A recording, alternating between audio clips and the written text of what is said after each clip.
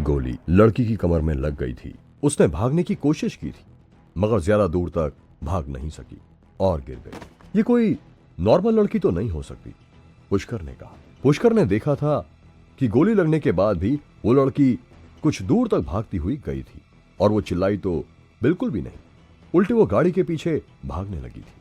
लेकिन तभी पुष्कर ने देखा कि जिस गाड़ी के ड्राइवर ने उस लड़की को गोली मारी है वो लड़की को नीचे गिरा हुआ देखकर रुक गया है। उस गाड़ी में से एक आदमी निकल कर आया और उसने लड़की को उठाकर अपनी गाड़ी में डाल दिया। आगे बढ़ो, इंतजार किस बात का है?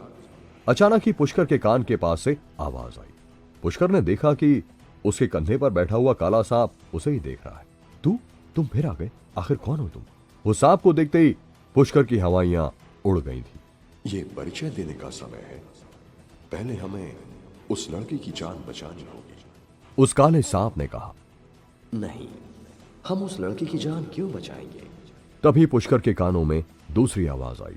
उसने पलटकर देखा तो उसके दूसरे कंधे पर दूसरा नीले रंग का सांप था। पुष्कर हक्का बक्का रह गया था। वो बिल्कुल भी नहीं समझ पा रहा था कि ये दोनों सांप उसके कंधों पर क्यों बैठे थे और अचानक ही उस लड़की के लिए क्यों लड़ रहे थे। आप दोनों कौन हैं और मेरे कंधों पर क्यों बैठे हो? पुष्कर ने डरते हुए पूछा। तुम्हारे सवालों का जवाब देना हमारा काम नहीं है। इस समय जो मैं कह रहा हूं चुपचाप वो करो। काले सांप ने फुंकार मारते हुए कहा। लेकिन आप दोनों हैं कौन और क्यों मुझे परेशान कर रहे हो? मुझे डर लग रहा है।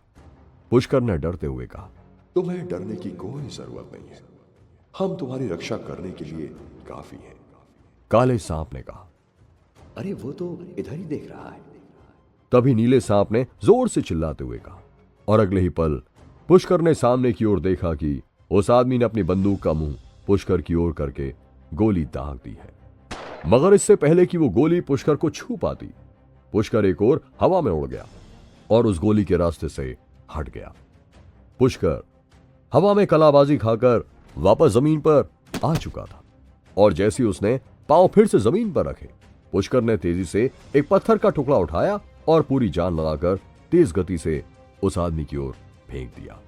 पुष्कर जानता था कि ये गोली से बचना और हवा में कलाबाजी वो नहीं बल्कि उसके दोनों कंधों पर बैठे हुए उन सांपों की करतूत थी। अगर सही समय पर उसके सीधे कंधे पर बैठा हुआ काला सांप उसे एक और ना खींचता तो वो गोली से नहीं बच पाता।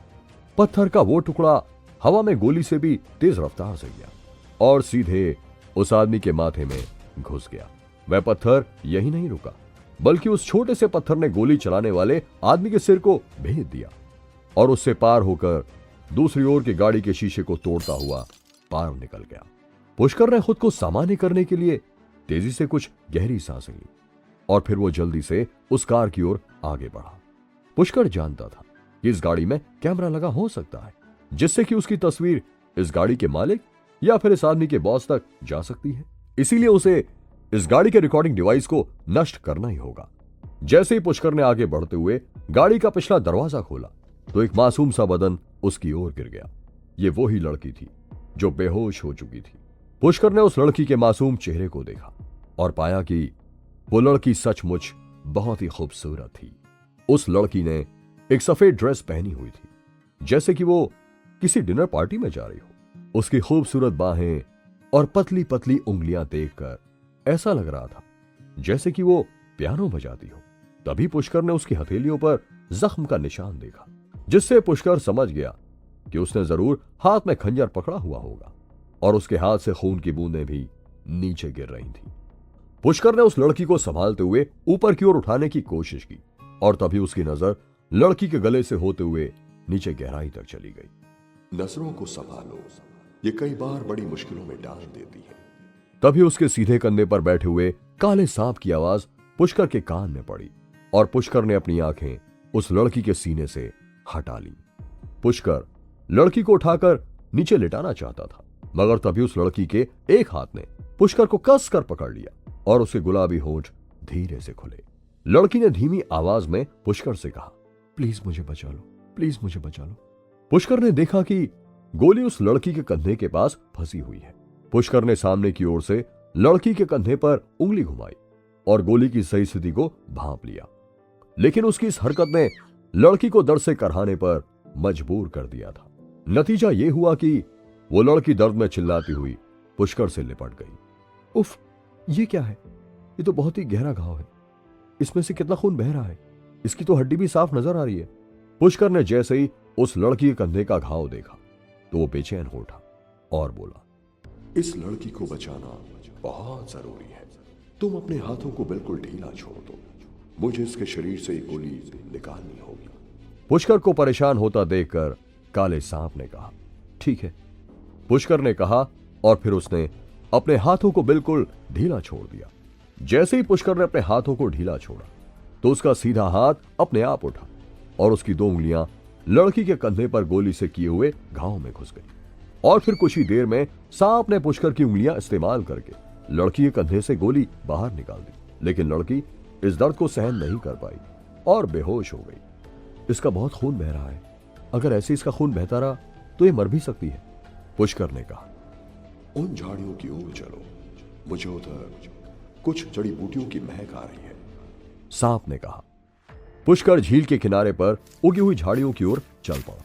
झाड़ियों के बीच में पहुंचते ही सांप ने फुंकार मारते हुए चारों ओर देखा और पुष्कर से कहा, वो जो नीले रंग के छोटे छोटे पौधे तुम्हें उस पत्थर के चारों ओर दिखाई पड़ रहे हैं, उन्हें उखाड़ लो। काले सांप के कहते ही पुष्कर आगे बढ़ा और उसने वो नीली पत्तियों वाले पौधे उखाड़ लिए और फिर वो वापस उसी लड़की के पास आ गया। इन्हें रगड़कर इसके घाव पर अच्छे से लगा। इससे खून भी रुक जाएगा और कुछ ही देर में इसे होश भी आ जाएगा। काले सांप ने कहा। ये सभी काम करने के बाद पुष्कर तेजी से गाड़ी में घुसा और उसके अंदर से कैमरा और उसकी रिकॉर्डिंग नष्ट कर दी। जब पुष्कर वापस से लड़की के पास पहुंचा तो उसने देखा कि लड़की ने करवट ली है, लेकिन उसने अभी तक अपनी आंखें नहीं खोली। पुष्कर कुछ देर तक उसके चेहरे को देखता ही रह गया। वो सचमुच बहुत ही ज्यादा खूबसूरत थी। अचानक ही उस लड़की की आंखें खुल गईं और उसने पुष्कर को अपने सामने देखते ही उससे पूछा, थैंक्स, लेकिन क्या मैं जान सकती हूं कि आप कौन हैं? It's just a coincidence. मैंने तुम्हारी जान बचा दी है। अब मुझे जाना है। Hope we will never meet again. ये कहते हुए पुष्कर लड़की को उसी स्थिति में छोड़कर वहां से चल पड़ा, क्योंकि वो किसी भी मुसीबत में नहीं पड़ना चाहता था। पुष्कर वापस शहर में आ चुका था और इस समय वो बहुत भूखा था, इसलिए वो एक रेस्टोरेंट में पहुंच गया जो उसके कॉलेज के बाहर ही था। रेस्टोरेंट में बैठते ही पुष्कर ने सामने खड़े हुए वेटर को बुलाया और उसे खाने का ऑर्डर दे दिया और फिर वो उन्हीं बाबा और सांपों के बारे में सोचने लगा। पुष्कर की भूख पहले से बहुत ज्यादा बढ़ चुकी थी, क्योंकि उसके अंदर वो अकेला नहीं था। वो दृश्य अभी तक पुष्कर की आंखों के सामने घूम रहा था। वो बर्फीले ऊंचे ऊंचे पहाड़ और उनके ऊपर शांति से बैठे हुए वो अघोरी बाबा। पुष्कर अपने ही ख्यालों में डूबा हुआ था कि तभी एक दुबली पतली सी लड़की उसके सामने आकर बैठ गई और इतने में ही उसका दिया हुआ ऑर्डर भी वेटर ने लाकर टेबल पर रख दिया। पुष्कर अपने सामने रखे हुए खाने को देख ही रहा था कि तभी उसके कानों में एक पतली सी मधुर आवाज पड़ी, ओह डार्लिंग, आप भी ना, पता नहीं इतना कम क्यों खाने लगे हो। ये देखो, यहाँ की स्पेशल डिश रसमलाई तो आपने ली ही नहीं। पुष्कर ने उस लड़की की आवाज सुनते ही उसकी ओर घूर कर देखा। पुष्कर ने उसे पहले कभी नहीं देखा था और अगर देखा भी था तो इस समय उसे बिल्कुल भी उसकी शक्ल याद नहीं आ रही थी। लेकिन वो लड़की ऐसे बर्ताव कर रही थी कि जैसे वो उसका हस्बैंड हो। उस लड़की ने सफेद चमकदार ड्रेस पहनी हुई थी और उसके मासूम चेहरे पर वो बड़ी बड़ी आंखें। उन्हें देखकर तो पुष्कर देखता ही रह गया था। सचमुच ऐसी अप्सरा जैसी खूबसूरती का पति कौन मर्द नहीं बनना चाहेगा। तभी सामने बैठी उस लड़की, जिसका नाम शिखा था, ने अपने दांतों से निचले होंठ को काटा और आंख मारते हुए पुष्कर की प्लेट में रसमलाई का कुछ हिस्सा डाल दिया। लेकिन पुष्कर अभी तक उसे समझ नहीं पाया था। माय डार्लिंग हस्बैंड, खाइए ना। अगर आप अच्छे से नहीं खाएंगे तो सचमुच मेरा दिल टूट जाएगा। शिखा ने मुस्कुराते हुए कहा, क्या हम दोनों एक दूसरे को जानते हैं? पुष्कर ने अपनी आंखें चढ़ाते हुए कहा। लेकिन पुष्कर ने अपनी बात खत्म भी नहीं की थी कि उससे पहले ही शिखा ने चम्मच भरकर उसके मुंह में रसमलाई डाल दी। शिखा, ये लड़का कौन है? तभी वहां पर 3 लोग आ गए और शिखा को पुष्कर को इस तरह से खाना खिलाते हुए देखकर उससे पूछने लगे। कार्तिक, जिसने शिखा से पूछा था, वो बेहद गुस्से में लग रहा था। यहां तक कि उसने अंदर आते समय हाथ में बियर की बोतल भी पकड़ी हुई थी। भाभी, क्या मेरा बड़ा भाई नितिन तुम्हारे लिए काफी नहीं है, जो तुम्हें चिलगोजे की भी जरूरत पड़ गई? कार्तिक ने गुस्से में दांत भींचते हुए कहा। कार्तिक की बात सुनते ही शिखा ने पुष्कर के मुंह में डाली हुई चम्मच बाहर निकाली और गुस्से में उसकी ओर देखते हुए कहा, मैंने तुम्हें कितनी बार समझाया कि मैं तुम्हारी कोई भाभी वाभी नहीं हूं, पर तुम्हारे कान की तरह तुम्हारा दिमाग भी छोटा है, इसलिए शायद तुम्हें सीधी सीधी बातें समझ नहीं आती। अब ध्यान से इन्हें देख लो, यही मेरे बॉयफ्रेंड हैं और मैं दिल से इन्हें अपना पति मान चुकी हूं, इसीलिए अब अपनी कबूतर ऐसी शक्ल लेकर यहां से गायब हो जाओ, सॉरी, उड़ जाओ। शिखा ने हाथों से उड़ने जैसा इशारा करते हुए कार्तिक का मजाक उड़ाते हुए कहा था, क्या ये सब कुछ तुम इस कल के लौंडे की वजह से बोल रही हो? अगर मैंने गलती से भी इसके जबड़े पर एक जड़ दिया ना, तो ये यहीं अपनी पैंट गीली कर देगा।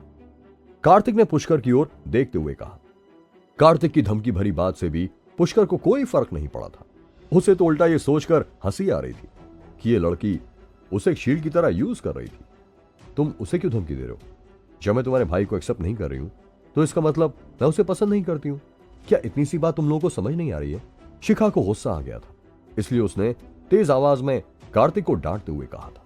इस बार पुष्कर ने भी कार्तिक की ओर देखा और उसकी अगरबत्ती जैसी पतली पतली बाजुओं को देखकर अचानक ही पुष्कर को हंसी आ गई। फिर पुष्कर का ध्यान उस बियर की बोतल की ओर गया जो कार्तिक के हाथ में थी। बेटा, जब शक्ल लेब्राडोर जैसी हो तो पिटबुल जैसी बातें नहीं किया करते। ओह, तो तुम इस बोतल की वजह से हीरो बन रहे हो? क्या सचमुच इससे तुम मेरा सर फोड़ सकते हो? इतना कहते ही पुष्कर ने उस बोतल को कसकर पकड़ा और एक झटके में ही तेज आवाज के साथ जोर से दबाते हुए पुष्कर ने उस बोतल को अपने एक हाथ से ही तोड़ दिया। क्या कार्तिक पुष्कर को ढूंढने के लिए आएगा? काला सांप जंगल में मिली उस अनजान लड़की को क्यों बचाना चाहता था? जानने के लिए सुनते रहिए ये एक्साइटिंग कहानी सिर्फ पॉकेट FM पर।